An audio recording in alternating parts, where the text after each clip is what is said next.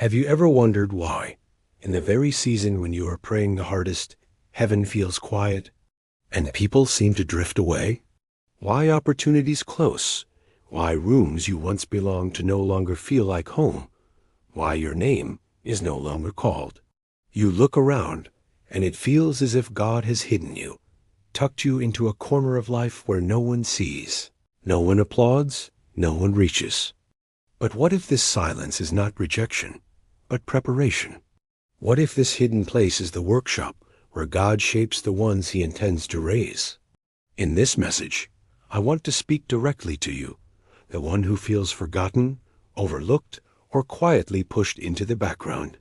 This video will unfold a truth that many believers never recognize. Before God reveals a calling, he often conceals a person. The hidden season is not wasted time. It is divine construction. It is where God strengthens your character, purifies your motives, heals old wounds, and prepares you for a weight you are not yet ready to carry.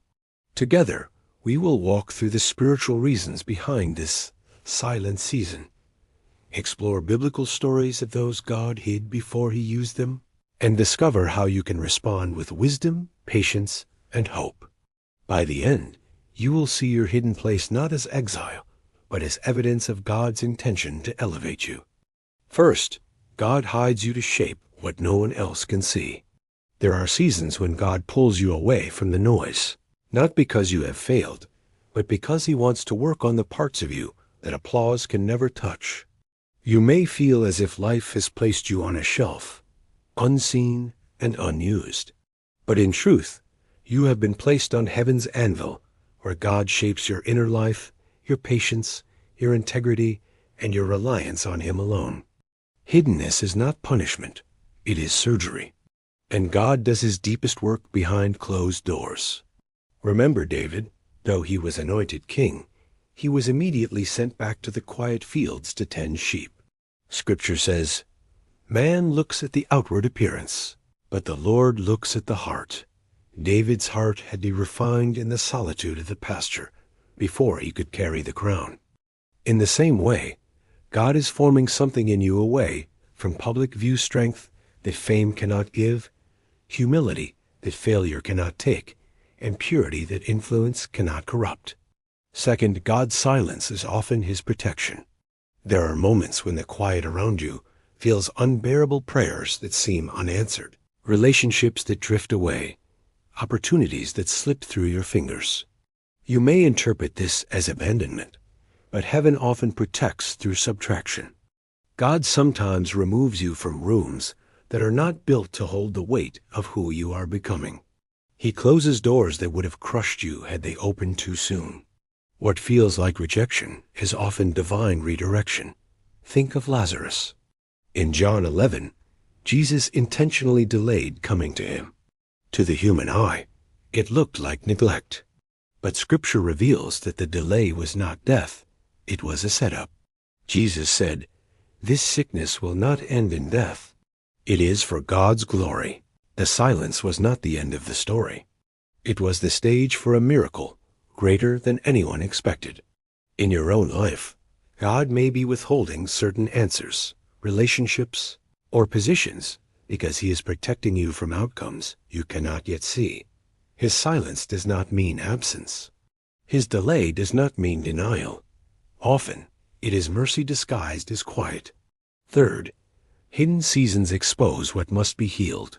When God hides you, he is not only shaping your future, he is revealing what still needs healing. In the quiet places, without applause or distraction, the deeper layers of your heart rise to the surface. Old wounds you once avoided begin to speak. Insecurities you masked under busyness suddenly become visible. Ambition, comparison, and the craving for validation lose their hiding places. And though this exposure feels uncomfortable, it is a mercy. God will not elevate what woundedness could later destroy. Consider Joseph. Before he ever wore Pharaoh's ring, he walked through betrayal, captivity, and prison. Each downward step exposed pride, taught humility, and stripped away dependence on human approval. Yet Scripture testifies that The Lord was with Joseph.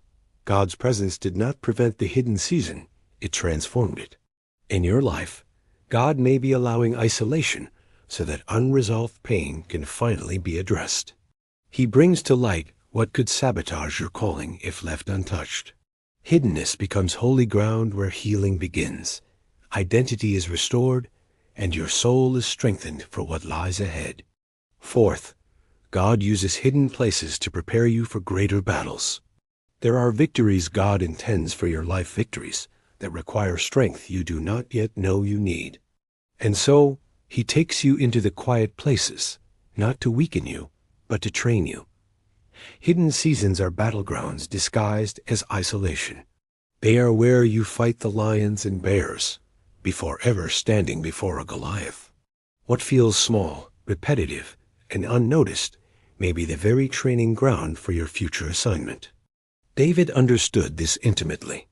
He told Saul that before he ever faced the giant, he had already fought predators in the shadows of the pasture. No audience, no applause. Just a shepherd and his God. It was in that obscurity that courage was forged, and that same courage later shook a nation. You may think your current challenges are insignificant, but God is building a warrior within you. Every unseen prayer, every private struggle, every quiet victory is preparing you for a battle that will not be fought in the dark, but in the open, for His glory. And finally, number 5, hiddenness separates you from what is not meant to go with you. One of the most misunderstood gifts of God is separation. When He hides you, He often allows certain relationships, habits, environments, and even identities to fall away. Not because you are unworthy of connection, but because not everything is meant to walk with you into the next season.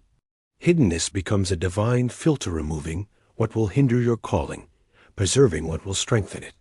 Look at Abraham. Before God revealed the fullness of His promise, He said, "Leave your country, your people, and your father's household." Separation preceded revelation. Abraham had to step away from familiar voices so he could hear God's voice clearly. In the same way, there are connections God gently loosens, not to break your heart, but to make space for destiny-aligned relationships. So if certain people have drifted or opportunities have faded, do not assume you are being abandoned. Sometimes God subtracts to make room. Sometimes He isolates to clarify. And sometimes He hides you, so you will finally stop clinging to what was only meant to be temporary. You may not realize it now, but this hidden season is sacred. It is not the end of your story, only the quiet chapter where God writes the parts that will sustain you later. When you feel unseen, He is shaping your heart. When you feel forgotten, He is protecting your purpose. When doors close, He is redirecting your steps. And when silence surrounds you, His voice is still working beneath the surface, guiding you in ways you cannot yet perceive. Every figure God greatly used walked through a season like yours, David, in the pasture, Joseph in the prison, Moses in the wilderness, Paul in Arabia, and even Jesus in 30 years of obscurity. You are not behind. You are not overlooked. You are being prepared. So lift your head, strengthen your heart, and trust the process your Father has designed. The hidden season is evidence of calling, not the absence of it. And in the right time, God will reveal what He has been building in the dark.